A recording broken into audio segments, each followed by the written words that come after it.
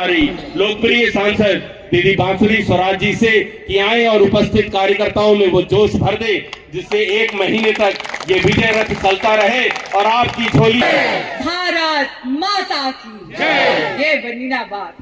अब जरा कमला टोकर जी के भी कानों तक पता चल रहा है कि भाई यहाँ भाजपा का कार्यकर्ता सम्मेलन हो रहा है।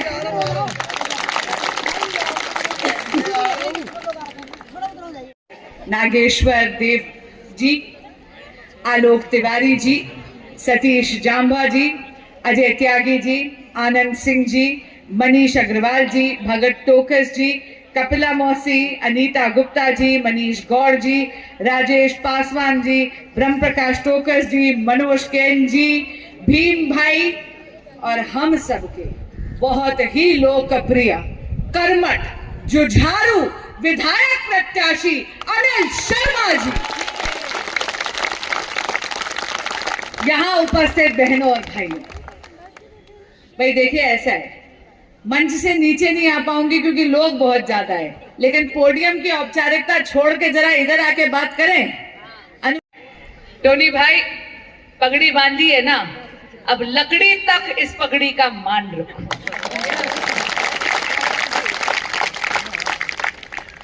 पर अगर अभी अनुमति हो तो ये खुल रही है, उतार सकती हो भी। भारत योजना पृष्ठभूमि में आते हैं, आप जानते हैं, याद है चुनाव में मैंने आपसे वादा किया था कि आयुष्मान भारत अगर ये लागू नहीं करेंगे तो हम कचहरी जाएंगे। याद है मैंने वादा करा था। दिल्ली के 7 MP कचहरी गए ताकि आयुष्मान भारत दिल्ली में लागू हो। 13 जनवरी को दोबारा कार्रवाई।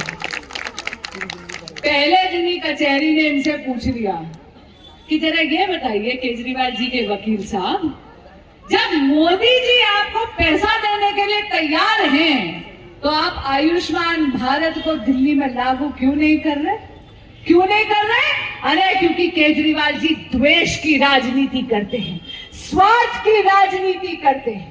आयुष्मान भारत का लाभ 36 में से 33 राज्यों और यूनियन टेरिटरीज में है, लेकिन मेरे दिल्ली के बड़े बुजुर्ग, मेरे दिल्ली की जनता वंचित है। ये अन्याय है ना?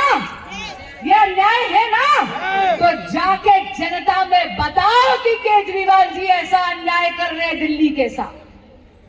जाकर घर घर बताओ कि संजीवनी नाम की कोई योजना नहीं है।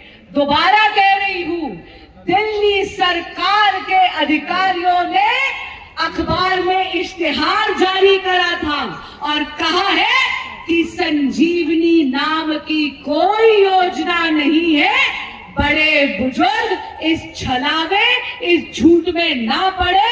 कृपया अपना डेटा मत दीजिए, वो साइबर क्राइम यानी फ्रॉड में उसका दुरुपयोग हो सकता है। रोज एक नई योजना दे देते हैं।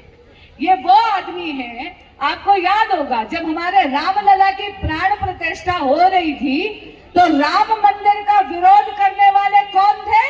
माननीय केजरीवाल जी। याद है, इन्होंने अपनी नानी जी का हवाला दिया था और कहा था कि इनकी नानी जी बड़ी दुखी है कि वहां पर भव्य राम मंदिर का निर्माण हो रहा है। अरे विद्यालय का किया वादा, विद्यालय का किया वादा, मंत्रालय का जाल बिछाया, चुनाव नजदीक आया तो देवालय आ गए। चुनावी हिंदू बन गए हैं केजरीवाल जी, चुनावी हिंदू। लेकिन मैं इस मंच से और आपके माध्यम से आम आदमी पार्टी को कहना चाहूंगी, हमारी आस्था चुनावी मुद्दा नहीं है। हमारी आस्था के साथ खिलवाड़ मत करिए। राम, अरे राम हमारा अभिमान है, राम हमारी आत्मा है, राम हमारा स्वाभिमान है। इसीलिए शपथ राम की कि हम आपकी चुनावी छलावों को यहां पर सफल नहीं होने देंगे।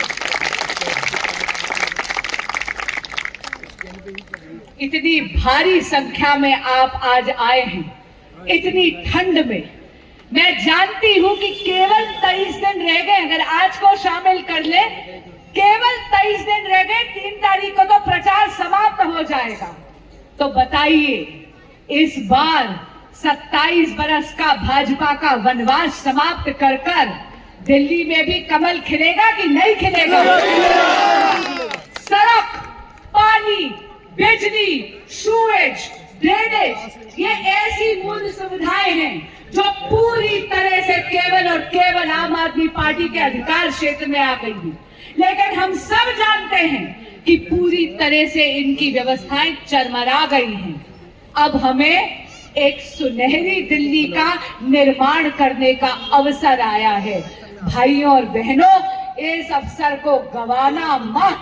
एक विकसित राष्ट्र की, एक विकसित राजधानी दिल्ली बनाने का मौका आया है।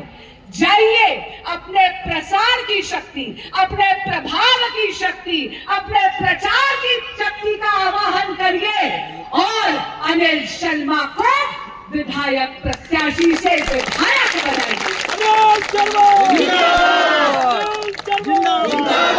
मैं चाहती हूँ कि हमारी प्रतिबद्धता आपदा हटानी है, आपदा हटानी है, आपदा हटानी है, आपदा हटानी है। मेरे कमल के फूलों, तुम्हें शपथ है मदन लाल खुराना की, तुम्हें शपथ है साहिब सिंह वर्मा की, तुम्हें शपथ है श्रीमती सुषमा स्वराज की, तुम्हें शपथ है नरेंद्र मोदी की।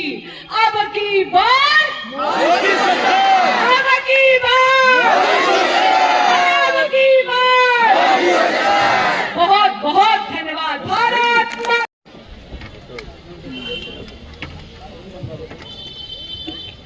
सीपी जोशी जी को जय श्री राम, जय श्री राम, जय श्री राम। बहुत बहुत अब मैं जानती हूँ ये विधानसभा जीत गया, ये मेरा बड़ा भाई आ गया। बस अब आप समझ आदरणीय सांसद